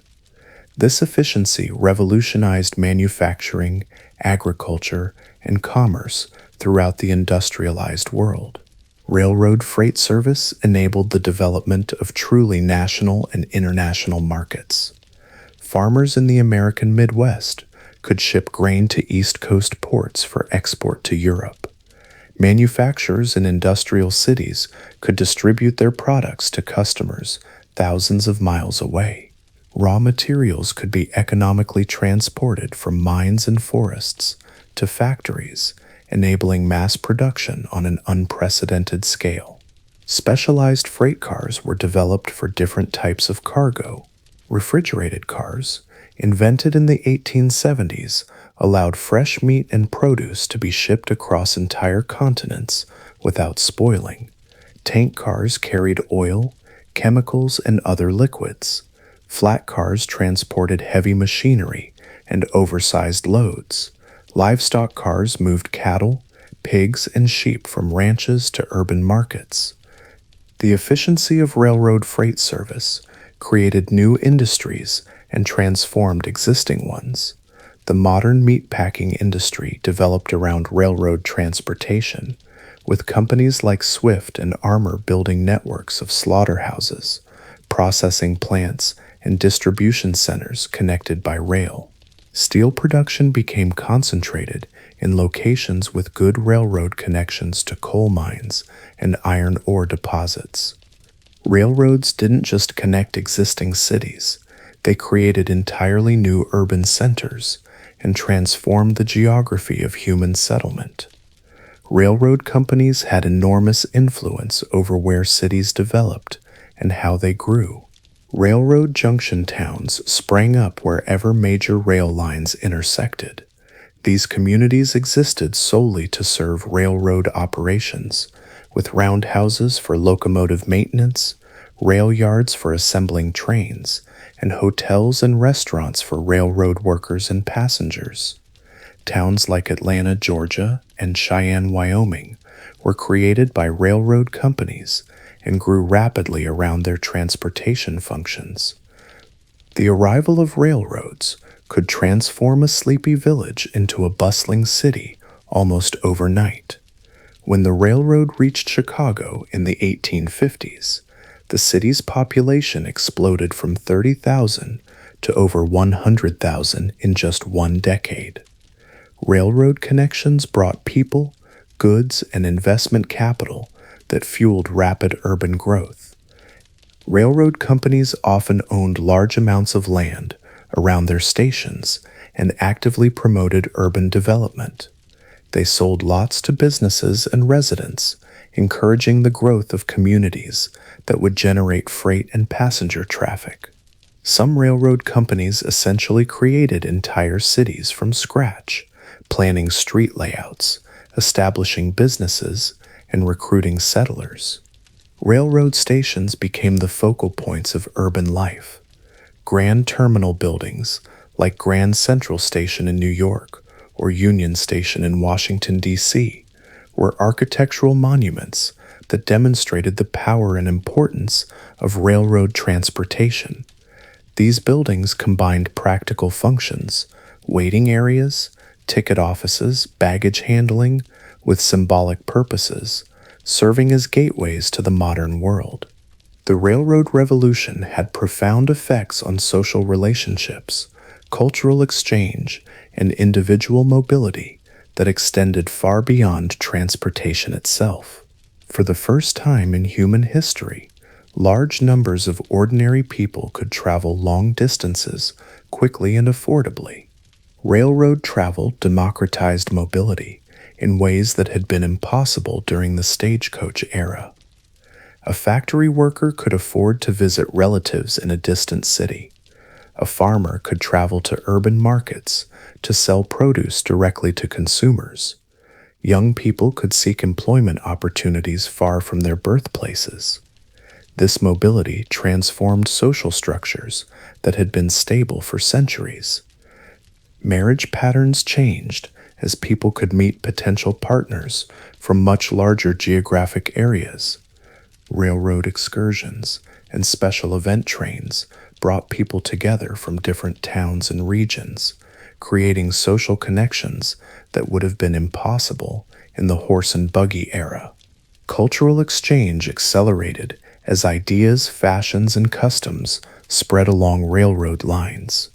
Regional dialects and local traditions began to merge as people from different areas came into regular contact. Traveling entertainers, lecturers, and performers could reach audiences throughout entire continents, creating shared cultural experiences across vast distances. The standardization required for railroad operations had broader social effects. Railroad companies had to coordinate schedules across hundreds of miles, leading to the establishment of standard time zones. Before railroads, each town kept its own local time based on the sun's position. Railroad operations required synchronized timing, creating the system of standardized time zones that we still use today. Early railroads were dangerous in ways that modern people can barely imagine. Locomotives exploded, trains derailed at high speeds, and collisions occurred when primitive signaling systems failed. The development of railroad safety technology was a crucial part of learning to manage mechanical transportation systems. Boiler explosions were one of the most feared railroad hazards. Early locomotive boilers were poorly understood and inadequately constructed.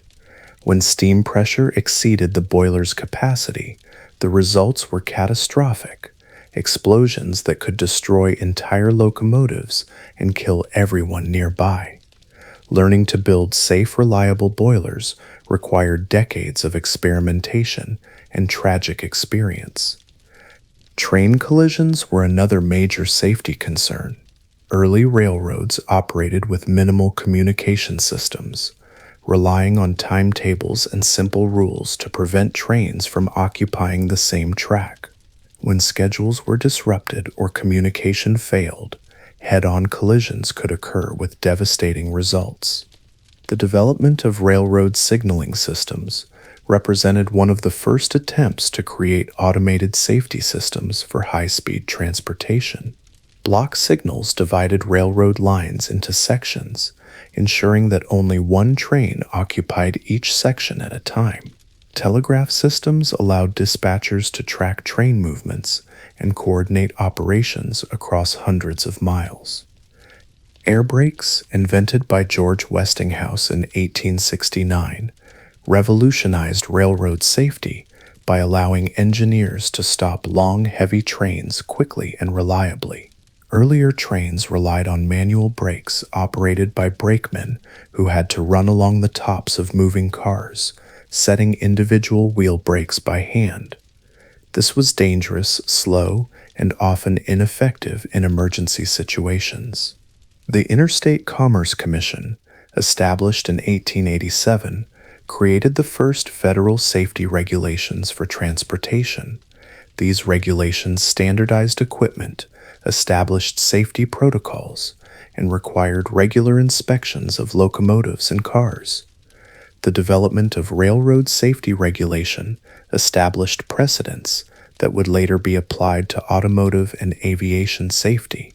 The Railroad Revolution was a global phenomenon that transformed transportation on every continent. Different countries developed railroad systems suited to their particular geography, economics, and political situations, but all faced similar technical and organizational challenges. British railroad development emphasized private enterprise and competition. Multiple railroad companies built competing lines between major cities, leading to rapid expansion, but also inefficiencies and wasteful duplication. British engineers developed many of the fundamental railroad technologies that were adopted worldwide. German railroad development was more centrally planned and coordinated. The German states recognized railroads as crucial for national defense and economic development, leading to government involvement in planning and construction. German engineers made important contributions to locomotive design and railroad operations. American railroad development was characterized by enormous scale and aggressive expansion across a vast continent. American railroads had to cross greater distances and more challenging terrain than European lines, leading to innovations in bridge construction, mountain railroads, and long-distance operations. The construction of transcontinental railroads represented some of the most ambitious engineering projects of the 19th century. The first transcontinental railroad in the United States, completed in 1869, connected the Atlantic and Pacific coasts for the first time. The Trans-Siberian Railway, begun in 1891, would eventually span nearly 6,000 miles across Russia and Siberia. Colonial railroads in Africa, Asia, and South America were often built primarily to extract raw materials for European markets. These railroads connected mining regions and agricultural areas to seaports, facilitating the export of commodities, but sometimes doing little to promote local economic development. Railroad companies were among the first large-scale industrial corporations, requiring capital investments and operational complexity that exceeded anything previously attempted in business history. Understanding railroad economics helps explain how these companies transformed not just transportation, but the entire structure of modern capitalism. Building a railroad required enormous capital investments that were beyond the means of individual entrepreneurs. Railroad companies had to raise money from thousands of investors, creating some of the first modern stock markets and investment systems. The financing of railroad construction established many of the financial institutions and practices that still govern large-scale infrastructure development. Railroad operations required unprecedented coordination and management systems. A single railroad company might employ thousands of workers, operating across hundreds of miles of track, coordinating train schedules, maintaining equipment, and managing freight operations required new forms of business organization and communication systems. The fixed costs of railroad operations were enormous. Track maintenance, locomotive repair, station operations, and employee wages had to be paid regardless of how much traffic the railroad carried. This led to aggressive competition for freight and passenger business, with railroad companies offering special rates and services to attract customers from competitors. Railroad rate structures became incredibly complex as companies tried to maximize revenue from different types of traffic. Long-distance shipments might be charged lower rates per mile than short-distance shipments. Bulk commodities like coal or grain received different rates than manufactured goods. These rate structures had profound effects on industrial location and agricultural development. The monopolistic tendencies of railroad companies led to some of the first government regulation of private industry. In areas served by only one railroad, companies could charge whatever rates they chose, leading to exploitation of farmers, shippers, and passengers. Government regulation of railroad rates and services established precedents for regulating other utilities and transportation companies. By the early 1900s, railroad technology had reached remarkable levels of sophistication. Steam locomotives had evolved into powerful, efficient machines capable of pulling heavy trains at sustained speeds of 60 to 80 miles per hour. Passenger cars provided comfort and luxury that wouldn't be exceeded until the development of modern airliners. The Pennsylvania Railroad's Broadway Limited, introduced in 1902, represented the pinnacle of railroad passenger service. This all-Pullman train featured electric lighting, air conditioning, fine dining, and a barber shop, completing the journey between New York and Chicago in 20 hours. The train's locomotives were maintained to jewelry-like precision, and its crews were trained to provide service that rivaled the finest hotels. Freight operations had become equally sophisticated. Railroad companies operated vast networks of freight yards, where trains were assembled and disassembled with industrial precision. Specialized cars carried every type of cargo imaginable, from live animals to molten steel. Refrigerated express trains could deliver fresh seafood from coastal ports to inland cities within hours of being caught. Railroad communication systems used telegraph networks that spanned continents, allowing dispatchers to coordinate train movements across thousands of miles. Train orders were transmitted instantly between stations, ensuring safe and efficient operations on complex rail networks. The development of electric railways in urban areas represented the cutting edge of transportation technology. Electric streetcars and subway systems provided clean, quiet, efficient transportation that was superior to horse-drawn vehicles in every way. Cities like London, Paris, and New York built elaborate underground railway systems that allowed millions of people to move efficiently through dense urban areas. Even as railroad technology reached its peak, new forms of transportation were beginning to challenge railroad dominance. The internal combustion engine, electric motors, and improved road construction were creating alternatives that would eventually transform transportation as dramatically as railroads had a century earlier. Early automobiles were curiosities that seemed unlikely to challenge railroad supremacy. They were expensive, unreliable, and limited to short distances on poor roads. But automobile technology improved rapidly, and the flexibility of door-to-door transportation began to attract passengers away from railroad stations. Electric streetcars and interurban railways provided competition for short-distance railroad passenger service. These systems were quieter, cleaner, and more convenient than steam railroads for urban and suburban transportation. Many cities developed extensive electric railway networks that reduced dependence on steam railroads for local travel. The development of hard-surfaced roads and highways made long-distance automobile travel practical for the first time. The Lincoln Highway, completed in 1913, provided a marked route from New York to San Francisco that adventurous motorists could follow across the continent. While the journey took weeks and required considerable mechanical skill, it demonstrated that automobiles could potentially compete with railroads for long-distance travel.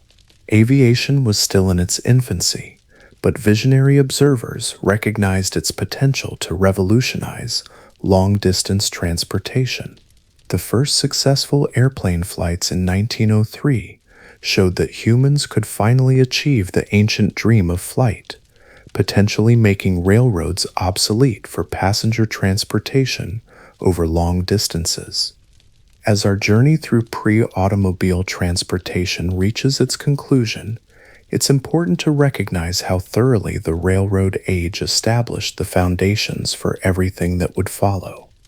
The infrastructure, institutions, and expectations created during the railroad era provided the framework for automotive transportation.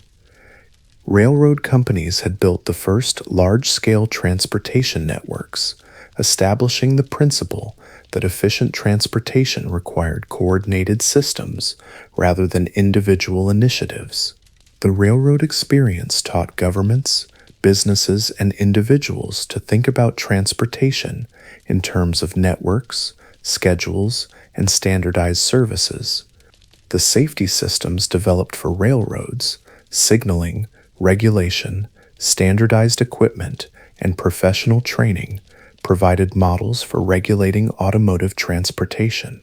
The Interstate Commerce Commission's railroad regulations established precedents for the Federal Highway Administration and state motor vehicle departments. Railroad stations and terminals demonstrated the importance of transportation infrastructure in urban development. The grand terminals of the railroad age would be succeeded by bus stations, airports, and eventually interstate highway interchanges, but the principle remained the same. Transportation facilities shape urban growth and development. Most importantly, railroads proved that mechanical power could replace animal power for transportation, making speed, capacity, and reliability improvements that were literally unimaginable during the horse and buggy era. The railroad experience prepared society psychologically for the even more dramatic changes that automobiles would bring. The railroad age represents the crucial bridge between ancient transportation methods and the automotive future. For nearly a century, railroads provided a glimpse of what transportation could become when powered by mechanical energy rather than muscle power. Railroad travel taught people to expect speed, comfort, and reliability from transportation systems. It created social and economic patterns that assumed rapid, long-distance movement of people and goods. It established technical standards and safety practices that would be adapted for automotive use. Perhaps most importantly, the railroad experience demonstrated that transportation technology could transform civilization itself. The changes brought by railroads, urbanization, industrialization, cultural standardization, and economic integration were so dramatic that they prepared society for the even more revolutionary changes that automobiles would bring. When the first automobiles appeared on city streets in the 1890s, they entered a world that had already been transformed by mechanical transportation. The railroad age had established the infrastructure, institutions, and expectations that would allow automotive transportation to develop rapidly and replace both railroads and horse-drawn vehicles as the dominant form of transportation. Our journey through the history of pre-automobile travel ends here, but the story of transportation continues. The courage of ancient walkers, the skill of medieval horsemen, the ingenuity of sailing ship captains, the craftsmanship of coach builders, and the engineering brilliance of railroad pioneers all contributed to the foundation upon which automotive civilization was built. Every time we start our cars, merge onto a highway, or plan a road trip, we're participating in a story that began when the first human decided to venture beyond the horizon to see what lay on the other side. The methods have changed dramatically, but the fundamental human urge to explore, to trade, to visit, and to discover remains exactly the same as it was for our ancestors who crossed continents on foot, carrying everything they owned on their backs and trusting in their own determination to reach their destinations safely. The age of the automobile was about to begin, but it would build upon foundations that had been laid over thousands of years of human ingenuity, determination, and wanderlust. Travel before cars wasn't just a primitive precursor to modern transportation. It was the crucible in which humanity learned the skills, developed the technologies, and cultivated the spirit of adventure that would make all future transportation achievements possible.